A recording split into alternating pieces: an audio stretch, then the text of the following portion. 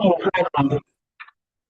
Hey, I want to welcome everybody to the Tuesday, December 2nd community call. We're happy you are all here.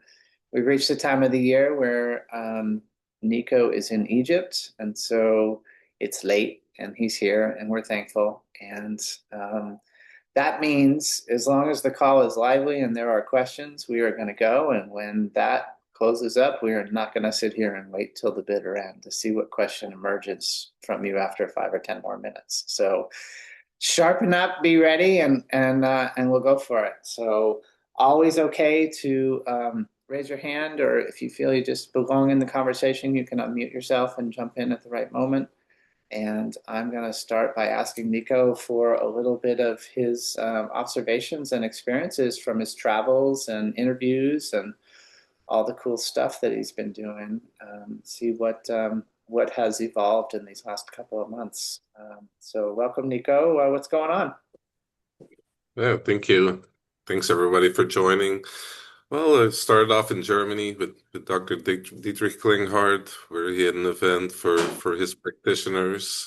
And yeah, we were there with the Cosmic Tower and Sasha, who built the Cosmic Tower. And it's really nice to meet with people that, are really into alternative health and finding solutions and yeah, putting that to practice. So it's good to be and to meet everybody there.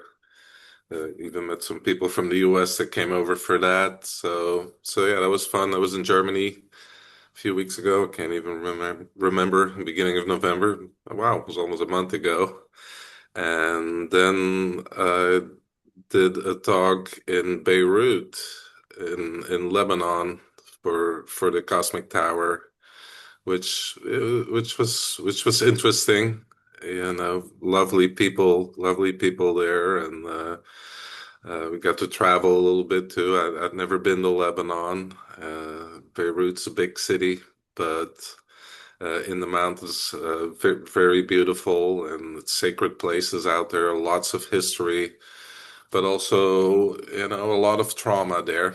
So they're really excited about getting cosmic towers into the region, and it's something we're working on now, which, from what I understand, in Lebanon is a bit of a challenge. So yeah, I'm happy that the towers are moving into like the Middle East region and that we're getting more foothold there because it's a really important region of the world. There is a reason they've kept that part of the world and basically in continuous war, right? Because there's very, very powerful energies there. And if people were to unite there, it would completely change. It would put an end to a lot of what's going on in the world. So I'm really happy to support the people there and just the difficulties they've gone through. And I didn't know much of Lebanon and Beirut myself, but there's just so much trauma there. And the people, despite all that, the people were really nice and welcoming. And yeah, I really enjoyed that. And now back in Egypt, which, yeah, to me always feels like coming home. I mean, Egypt, it's a poor country, but you also have the dichotomy of the ultra rich, but then the great majority of the population is very poor. But I think I'm truly considered family here, and it's beautiful to come back here and to feel that loved and appreciated. And also, the way, their consciousness is different in a way. Definitely here in Luxor, which I'm on the West Bank, which is a lot more, agricultural still. The big city is on the East Bank. And yeah, they very much, they're not like the Westerners, which is like, individualistic and more selfish. think more in terms of we and in terms of the collective and sharing and taking care of each other. And I really like that because, that's, I think the direction we have to head into again, to help to support each other. Stop looking at governments and to find a solution or thinking that they're gonna really unite us, bring peace or provide solutions for the problems we're facing. That's just not gonna happen. They just want to keep the status quo going. So it's good to be back here and to be immersed in that consciousness where people are still much more have a family bond and take care of each other. I really like that about coming back here. It's always a great reminder. Yeah, it's one of those special things that makes the world move is when people take care of one another like family. I'm so thankful to live in a community that does come together too. And it may not be the same as over there, but yeah, I'm going to be traveling this week, and the person that I've had scheduled to take care of Blue became a little bit of an issue. And so yesterday I was like, okay, well, does life want to open a different path? And one person's going to move in here and live with him, and the other person that's going to take care of him is the neighbor that's inside the fence. So, that type of love and support is so special. And Blue will be living his best life and getting his morning walk to the general store. I taught them this morning that it's time to stop giving him meals and give him snacks. Like 4 pieces of bacon is okay, but 12 is not. And so he got an upset belly for like 2 days the other day because Auntie gave him like two, those containers they do takeout food in. She gave him 2 containers full of scrambled eggs plus his bacon plus some spam. And it's like, Auntie, it's too much. So, but family's really cool. And like, I realized, particularly over Thanksgiving, that general store, like I've always been willing to spend a little bit of money there to just feel like I'm supporting them, but they've become family. Like they're there for me every day. And so when Thanksgiving came around, they were doing plates for like 80 people. They roasted 4 turkeys and some ham. And it's like I'm gonna get my food there that day and like support them being in business. And it's nice to have that in the world, isn't it, Nico? It is. It's what we have to get back to. Yeah, it's really special. I'm thankful just to have a little bit of a taste of it here and there. So yeah, that's great. And it's been a minute, and I don't remember which updates were shared on last month's call when we had our friend Leela here from the Star House, but um, there is more dialogue in different ways around the Cosmic Tower project. And part of that has to do with that there's been a tremendous store of Cosmic Towers that was made during Harald's life. And it was just way too many for us to consider purchasing when Harald first passed. And when this meeting ends, I'm going to be reviewing the final draft of the contract we're sending to buy all of the towers that remain. And so there won't be anybody else selling cosmic towers in the world. And I think Nico, as we feel into it, like you remember the early stages of the US developing and the way we like shipped the container to Texas and then big towers spread around Texas to cover Texas. It feels to me like the dialogues that are rising in Australia and now Lebanon and Shira's in Israel and she's carrying her mini around and she's been emailing us and like, how do we get a minimum of 2 large towers into Israel? And that dream, Shira, is just so beautiful. Thank you for holding it and bringing it. And I think there's more of that going on. Um, there's an increased likelihood of our friend Becca doing a road trip in Canada with Cosmic Towers next summer. Some of these things will come to be and some of them might not, but I can hear like in the way the project unfolded in the US that there's a different unfoldment now connecting globally. And I'm excited about that for all of us. I think it's really amazing. So that's a nice update to share.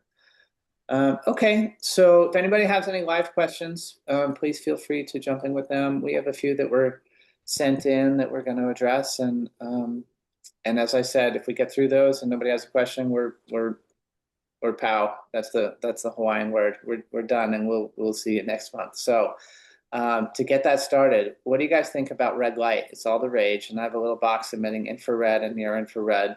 Does that also emit vertical waves? So yeah, I mean, red light in general, I mean, it has a lot of benefits for the body.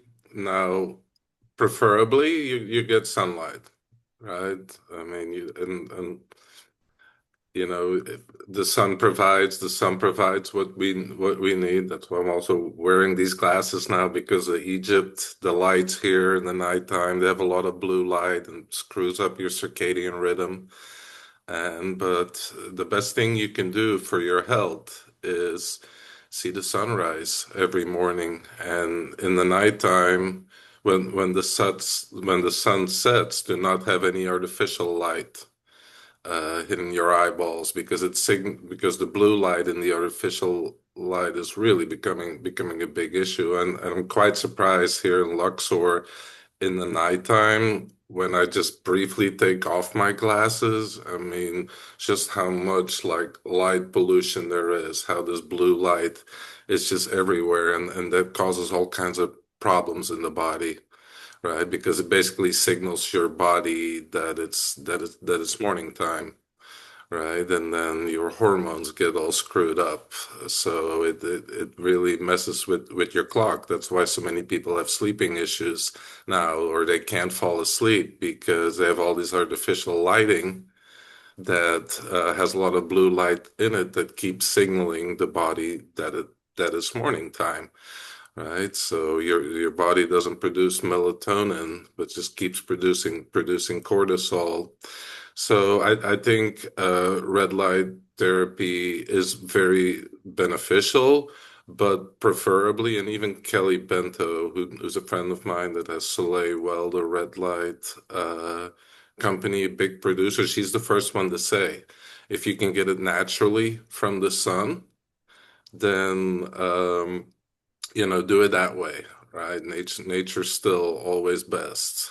And as far as the red light and producing vertical waves, yeah, it's something we would have to measure, but this person was talking about a small box. I don't think it's a big deal, right? But we can always measure for it if it has any vertical, and the vertical waves that she's referring to are the detrimental waves that are created, by electronics. So something we would have to measure. So, but yeah, I too like to use the red light.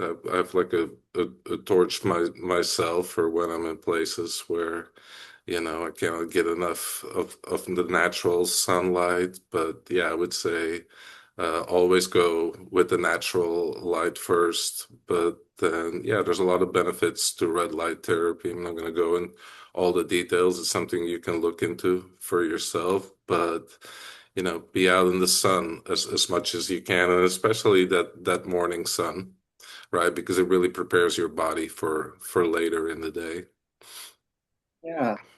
So I'll add a little bit here. I mean, if we compare and contrast, like sitting between, let's say, a 70-inch TV and receiving the light from that, and using red light as therapy, red light as therapy is like way better, right? It's obvious in that conversation.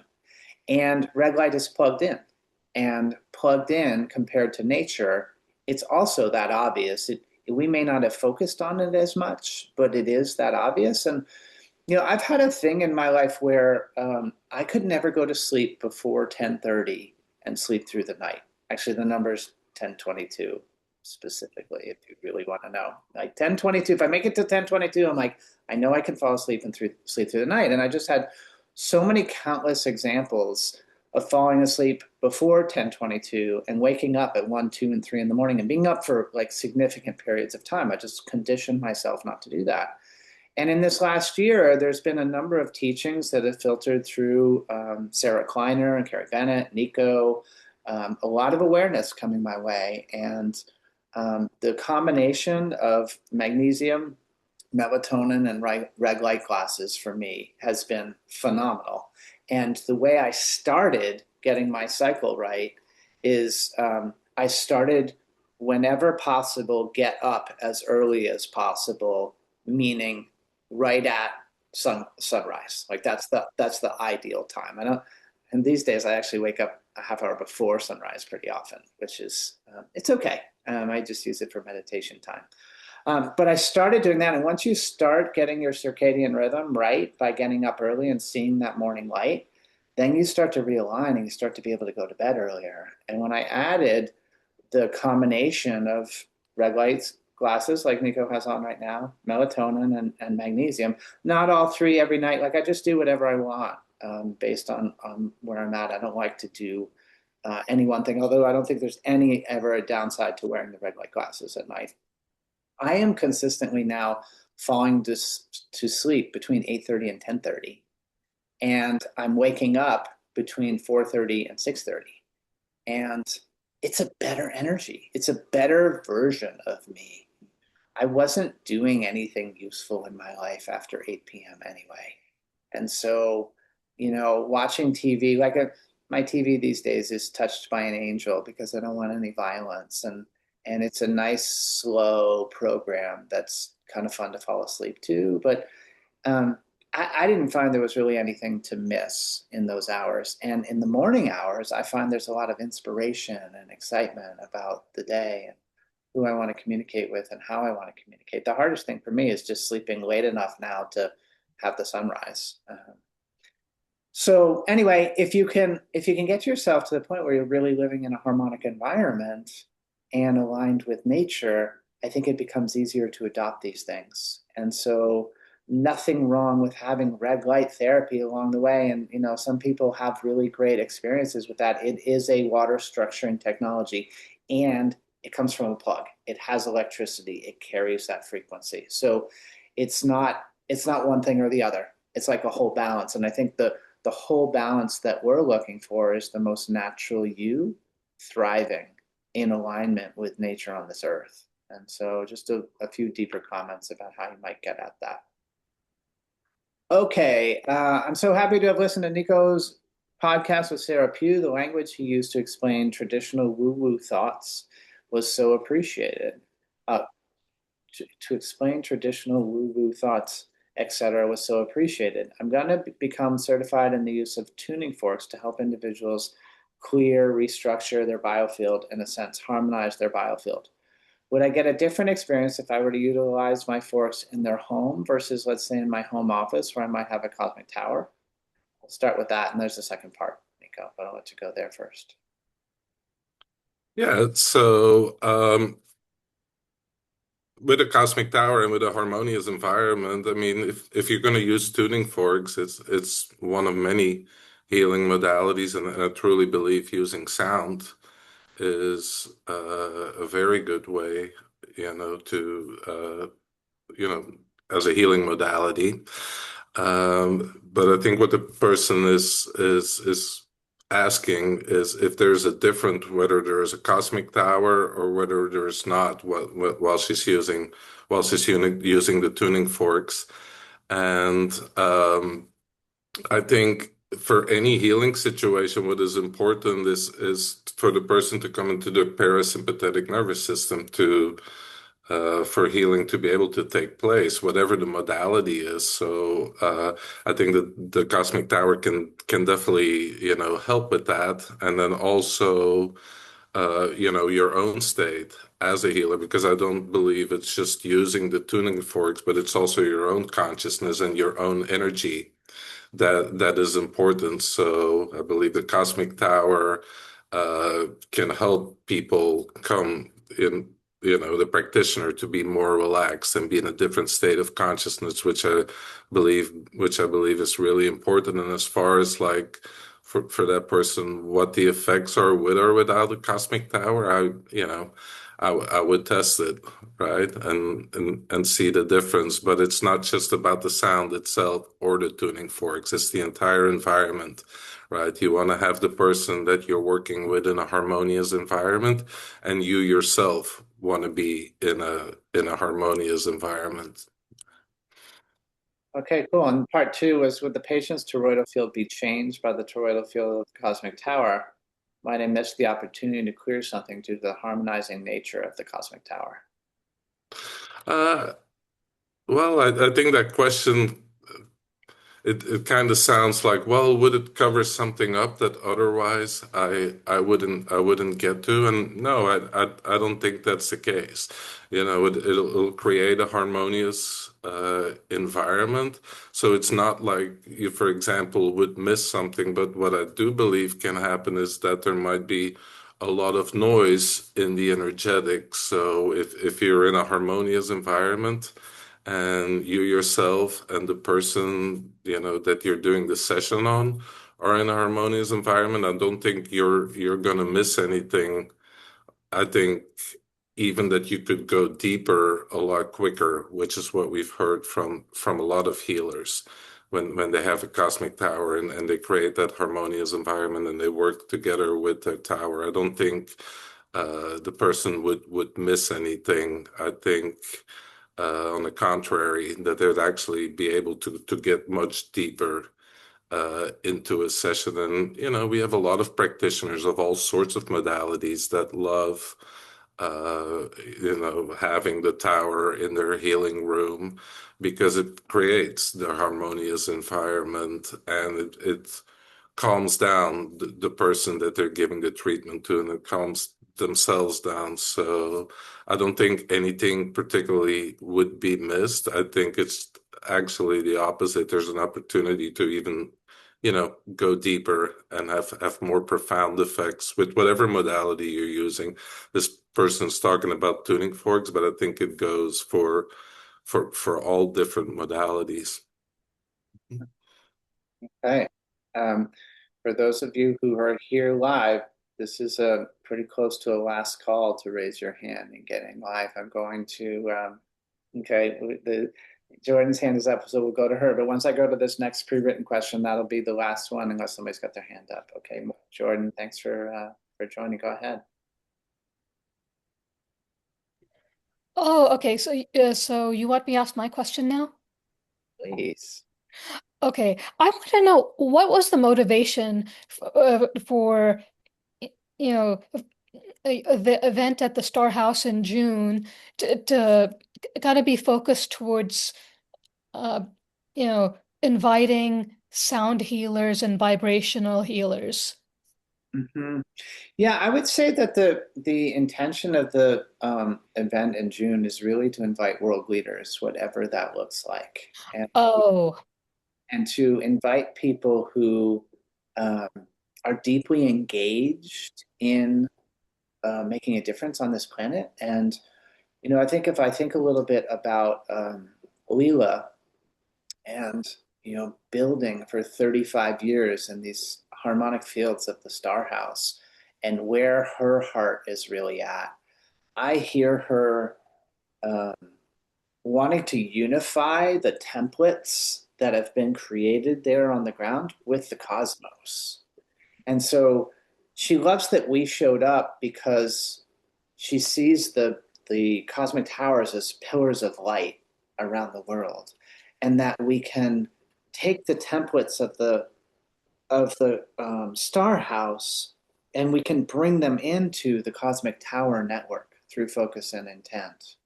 And so the invitation is really for the people who are going to like be the womb for this merging of templates to happen. And I think a lot of the people that are going to be there are going to be fairly advanced in their understandings of things. They might be practitioners of sacred geometry in some form or another. So, might a sound healer be a part of that?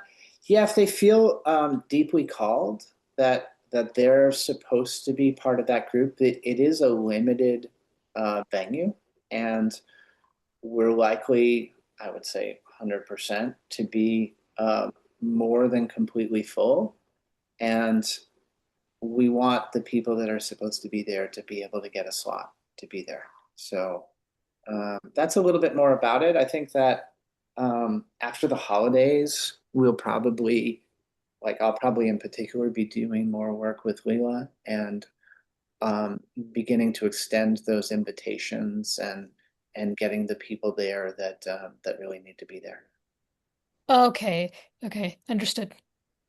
Yeah, thanks, Jordan. Anybody else have any live questions?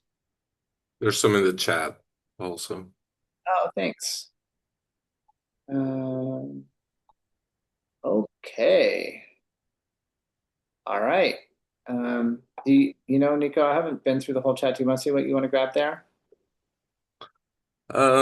There's one, what is all the drama with the German Swiss Cosmic Tower sellers? They point at each other saying either Haralder's co-founder was fraud and that many towers were not sold after Harald's death, and many Germans sell their towers. So sorry to bring this negative story, but I find their debate to go against what the Cosmic Tower project is supposed to be. And yeah, we wholeheartedly agree with that. And the towers we have and the towers that Patter was talking about, those were the original ones that were activated. And honestly, I know there's some drama going on in Europe, but we tend to you know we stay out of that. There's no point in this back and forth and other people trying to bring towers on the market. What I can say is that we got the towers, from Harald and from Cheap Allen's, and worked together with the original manufacturer that Harald produced the towers with. And we don't get involved in all the back and forth that is going on in Europe right now. I think I want to say something about that too, which is, I mentioned that there's a contract that's going to happen later today. This is the first time there's been a contract around the Cosmic Tower that we've been involved with. We didn't have a contract with Harald. We had a understanding. And when he passed, we owed him an enormous sum of money. And after a little while, his heirs realized that, and they're like, "Hey, where's our money?" We're like, relax. Like, we never had a contract with Harald. We don't have a contract with you, and you have nothing to worry about. You're going to get all of your money 100%. And we paid him off on the same time schedule that we would have if Harald had been alive or if he wasn't. Like we don't need a contract to be our word and be who we are. And so Sasha is the name of the guy who makes the Cosmic Tower, and he's made everyone since the beginning. And our relationship with Sasha is the same. It is a loving agreement of support. We've been together now since Harald died. We've had times where he shipped us towers without payment, and we've had time we've shipped him payment without towers. It's like, what does the project support and what is going on? And so the reason we have a contract happening today is we are now buying the towers that were created during Harald's life from people who were appointed by the court. And people who are appointed by a court do things differently. And that's fine. We're meeting them where they are. And it has been a very kind negotiation. They are not embroiled in this back and forth that goes on in Europe. But we don't have any interest in that dialogue. We're not part of that dialogue. If you're in this 3D world up to something and you're doing something meaningful on the planet, there is the opportunity for polarization. People are drawn to it. People feed on that. And it is really important that we steward from a different place. So we feel super confident that we are stewarding from a different place, and that part of the reason Lebanon's coming on and Shira's talking about Israel, and Australia's coming on and Canada's coming on is because we've navigated this time since Harald's death from the heart. We've done it right. Like, the evidence is there. And so the project got really quiet for a year after we lost Harald. He was a tremendous force of nature, honestly. He is really just an extraordinary man. And to lose him was a big loss of energy for the project. But the project's got energy again, and it is aligned again. And that dialogue is going to just drift away. It's never going to take center stage. So I know it can be confusing if you are interacting in that European dialogue and you feel or see that going on and you wonder what's going on. But we just invite you to come back. Like, just come back and let us love on you and just come hang out with us. And let's build a harmonic network around this world. And let's not worry about polarization. It's normal. It's okay. Everything's going just fine. Um, Okay, I'm gonna bring Jordan back while I go back. I see where you were in the chat now, Nico. I'm caught up. I Okay. my focus there for a minute, and I'm gonna work with the other question that's there while Jordan jumps in. So, Nico, I have a question for you to remind me about how you travel with the tower. So I don't have a mini. I have a 35 and 75, and like I got the camera bag that fits it just like what was in the chat in a previous community call. It fits the tower perfectly. So, how are you transporting it? Do you have a bunch of clothes and that camera bag, and then you put it in the checked bag and retrieve it at the in baggage claim? Is that how you do it? Yeah, basically, I use a hard shell suitcase, and then I pack my clothes and everything so that the tower sits in the middle. And I have that camera bag, but before I even had it, I traveled. Gosh, I don't even know how many flights, 20 or more flights with my 35, and I would just wrap like a towel around it or and put it in the middle.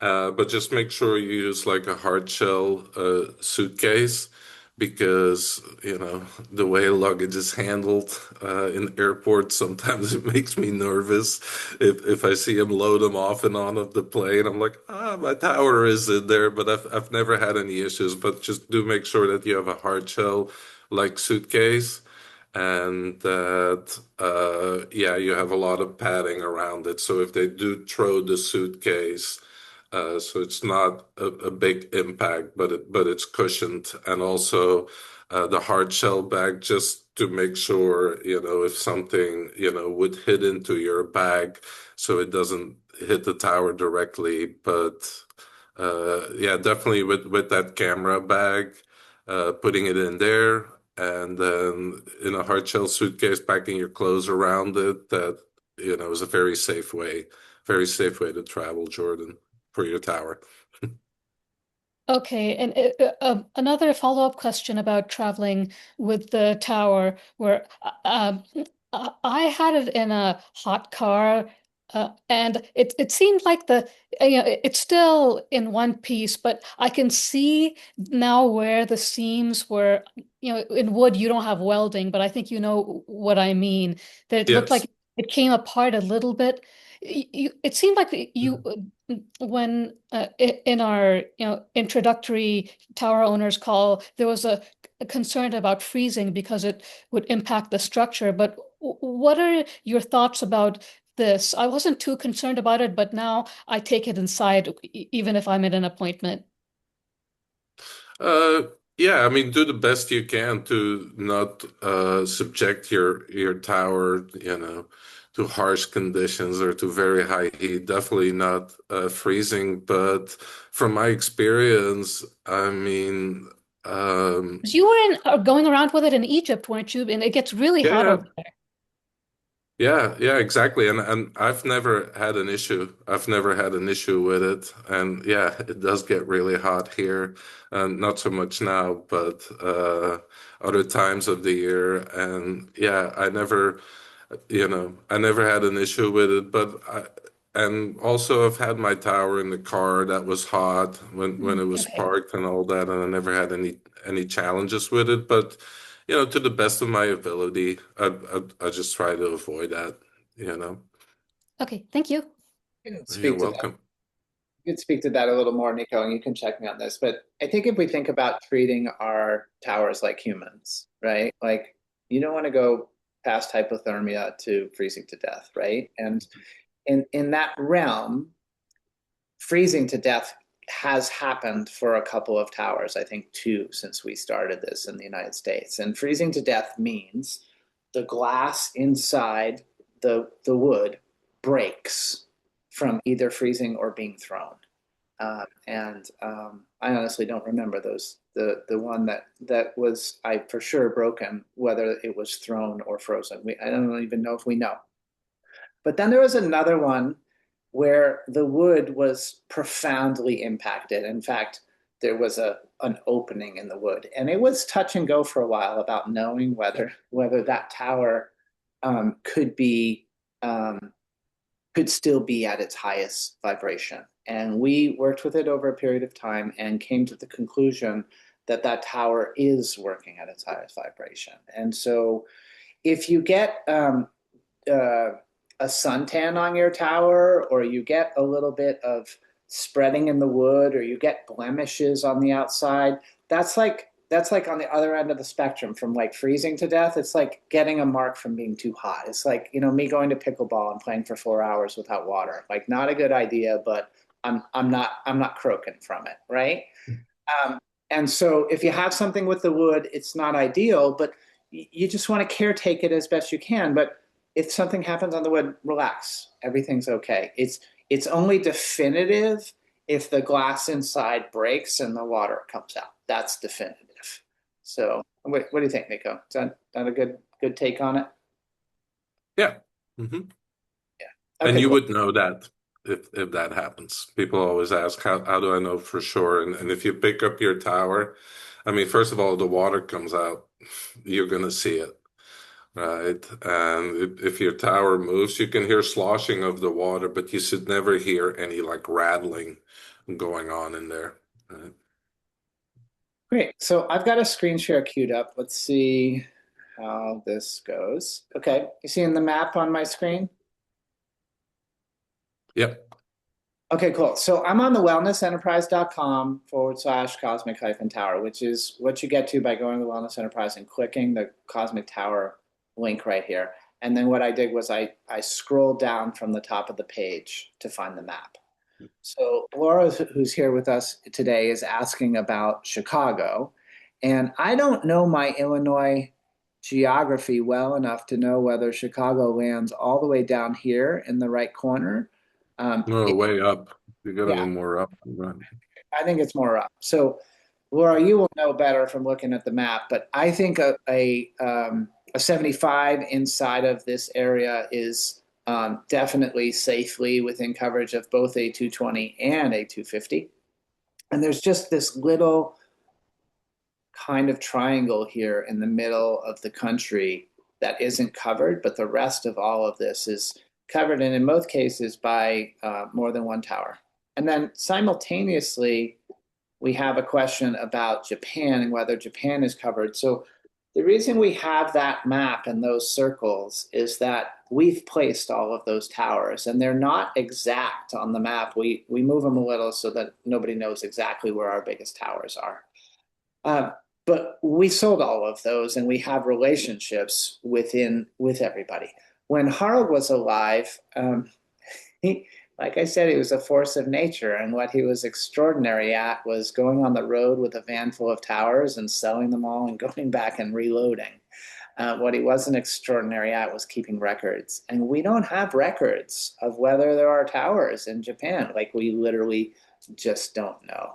So what we do, Not that I know of. yeah, but what Never we do heard of. know is that he sold like 25,000 of them. So that's a lot. And there were like 800 of those that were large towers. And where they all are right now, yeah, we don't know. So, Nico, perhaps now that we've outlined kind of what we know and what we don't, you can speak a little bit to the topic of, let's say you live in that little triangle in between all those large towers in the US. Like, what's the impact of buying a 75 while living there compared to buying a 75 while in one of the big circles? Yeah, I mean, a 75 will still do fine on its own, right? It's very powerful. It's six times more powerful than a 35, right? When we talk about you have to see the bigger towers that they offload just a lot of, for lack of a better term, the workload of the smaller towers. right? But a 75, that's always what Harold recommended. If you were in an urban area and you don't have any big towers around, get a 75 because it, it's powerful enough to just, do very well on its own. While if you're in a very, very big, large city with a lot of 5G and all sorts of other distortions going on, then yeah, it might be challenging for a 35 if there's not that support of larger towers. But even our friend Tio in San Diego, he had a 35 there, and it was doing great. He could really measure it and feel its impact there. So regardless, with a 75, yeah, you should be fine. Absolutely no issue there. Great. Thanks for speaking to that. Another question in the chat. Can you talk about the possibility of the tower being related to ancient technology, perhaps Atlantis and Lemuria? Is there anything concrete there? I don't know. Other than my own feeling that I think back in those days, I mean, definitely Lemuria. I would say, uh, I think we had technologies like this, but I can't say for sure. That is just my sense, and yeah.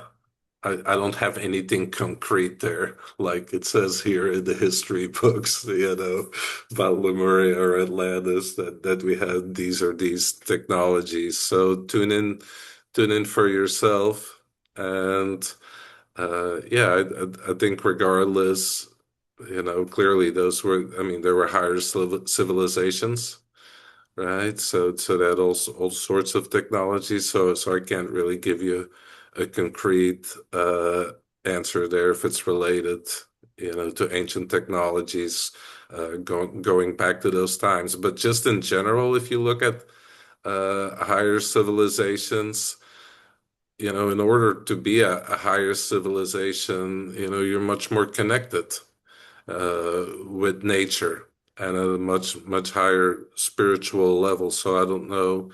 I don't think it would look like a cosmic tower, but definitely, I mean, if you look at the Egyptians here and all the temples, right, what they were harnessing were the Earth's natural power spots and their energies and finding a way to amplify that.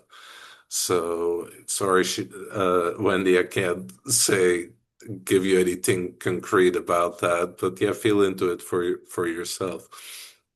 Yeah, I'm off for a comment on that too. I really like to crowdsource opinions. I like to see something resonate with many people, not with one person. And there are quite a number of people walking around these days who kind of carry this bubbliness about Lemuria and Atlantis. And they'll find a crystal at a crystal show and they'll be like, this is Lemurian. And they just like shine about it. And I can tell you that those type of people come around us and those type of people buy towers. And so I don't have that frequency identified as something that I know and understand, but I see those people and I see that they do buy from us. And so it looks to me like there's that type of connection through their experience, but ultimately, Nico's reflection here, like to go within and check for yourself, is the best. Um, as I don't feel like I have that sometimes, I pay more attention to like a crowdsourced opinion. So that's what I can offer on that front. Nico, do you ever measure the subtle energy of the towers, like with biogeometry or otherwise? Yeah, definitely with biogeometry, and then we have our friend Tio in San Diego who uses the Lecker antenna. All sorts of radiesthesia tools and measurements, and then we have an entire subgroup, a little community within the Cosmic Tower project that are all tower owners that actually love and do continuous measurements, particularly as they're looking to support lakes and particular rivers in the United States, and they use all sorts of methodologies. I mean, they're all like graduates of at least advanced level of biogeometry.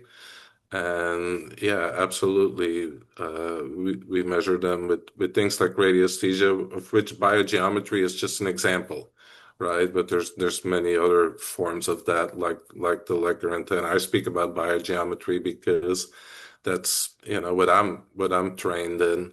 And then yeah, we also have people that do measurements for themselves that are either biogeometry students or use other modalities and that do measurements on their towers and share the results with us. And yeah, I always like that when people, learn to do these things for themselves and measure it.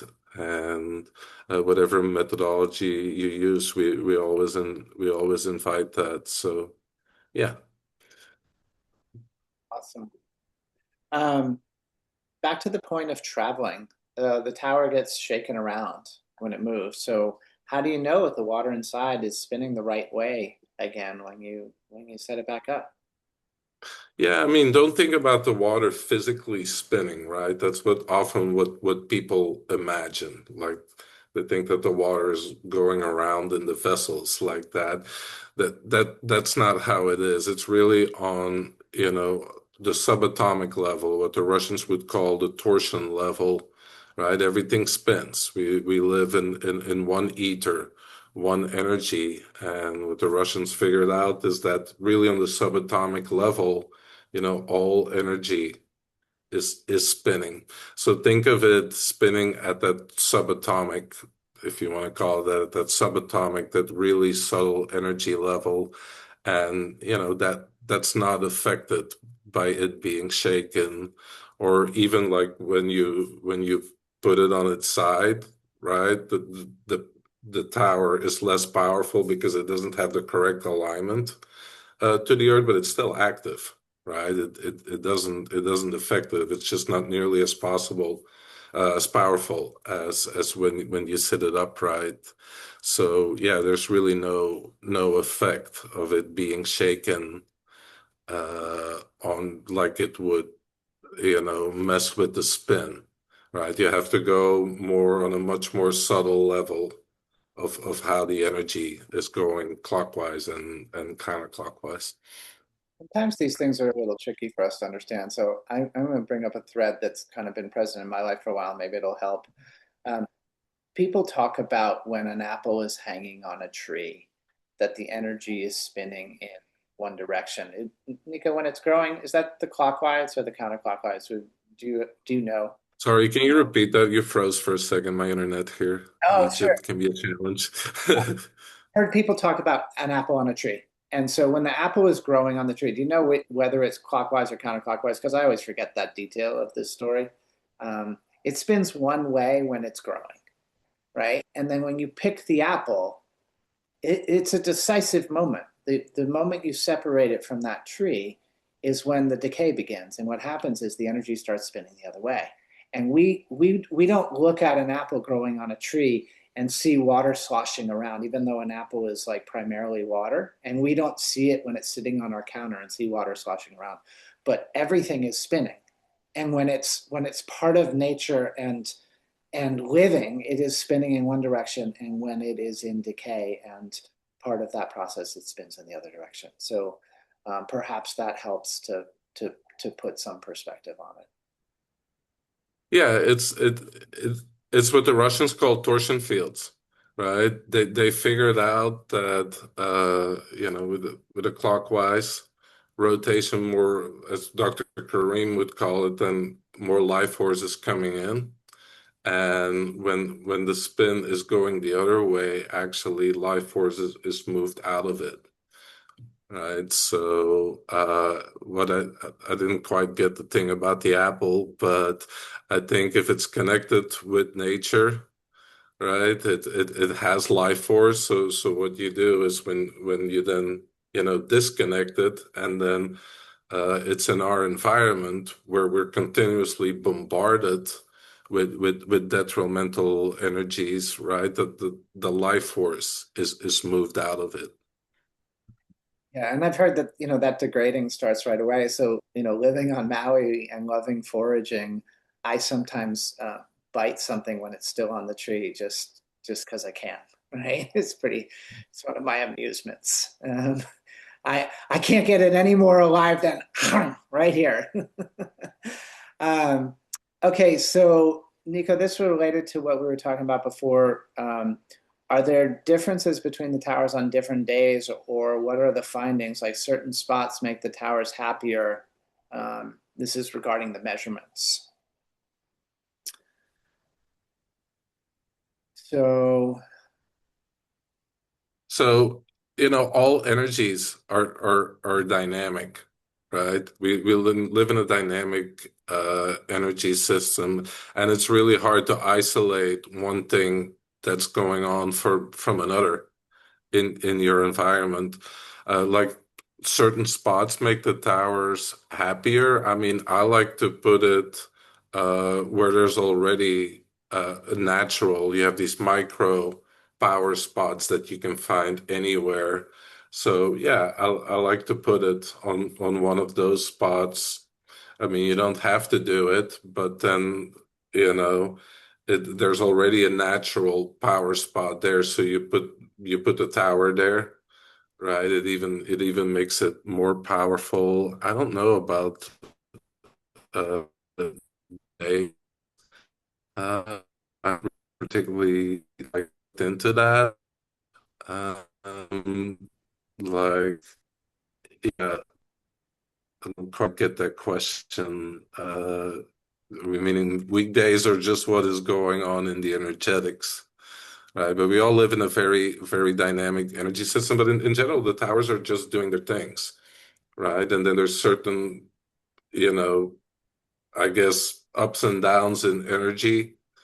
And but I wouldn't know if that makes a tower particularly happier. It's just doing its thing, yeah, I right? think I can speak to it a little bit. Like I'm drawing from the experience of both traveling with our friend Theo, when he was on the road trip with us, but also more. Um, there was a time period where Theo was doing before and afters when somebody would purchase a tower, and he would measure the home and the land before and then after. And after he did that for a couple of months, he said, "I'm not doing it anymore." And I was like, "Well, why not?" He's like, "Because the results are the same every time." It's like, okay, like that's a great reason to stop. Like, thank you for doing it for so long that it was conclusive for you. So, in his experience, the before and afters on people receiving cosmic towers was so profound that he just realized that spaces went from being like moderately like um, below the line of life giving on the Bovis scale to slightly above it prior to a cosmic tower, and then substantially above it after the tower arrived. And so I think that's be probably like the best way to speak to what you're talking about. Um, I don't think we have anything that says like if they laid a lot of chemtrails down this day or if they just put in a new cell phone tower, like is a day-to-day variation there. Um, but certain places are probably, you know, I would say there's steadiness from day to day is the conclusion from the bits of data that I've had. And when we traveled with Theo, Theo was measuring different things, cosmic towers included, and we were always in a toroidal field, a harmonized toroidal field, and the measurements were really like consistent. And so that's part of what I remember from that time period.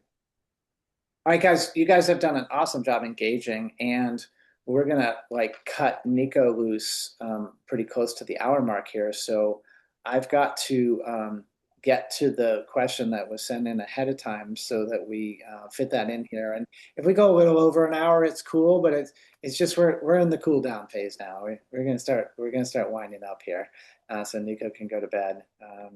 Are there any upcoming events in the United States for the Cosmic Tower?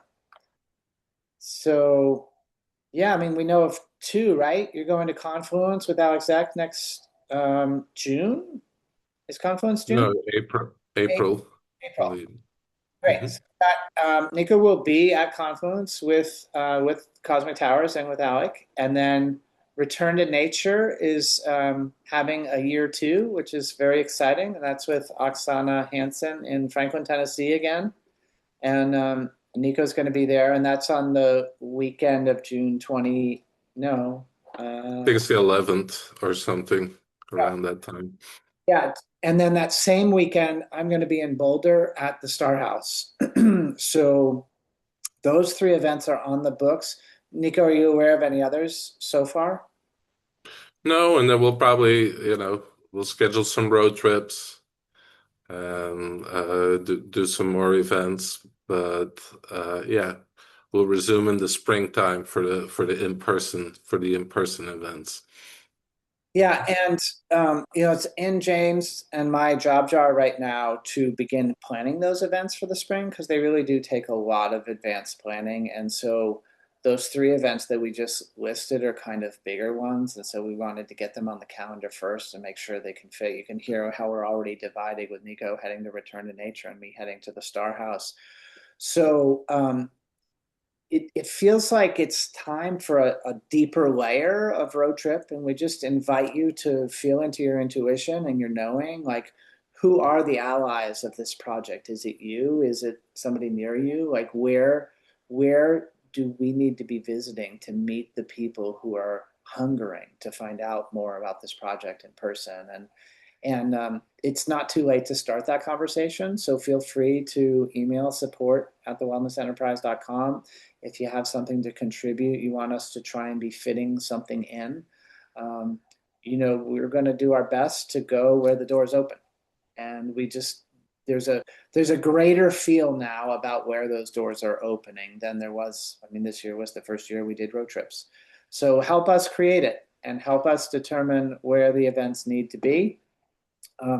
This question continued says, or for that matter, any other events in the United States that you might recommend. Um, as we all know, Nico was a pretty prolific speaker this year.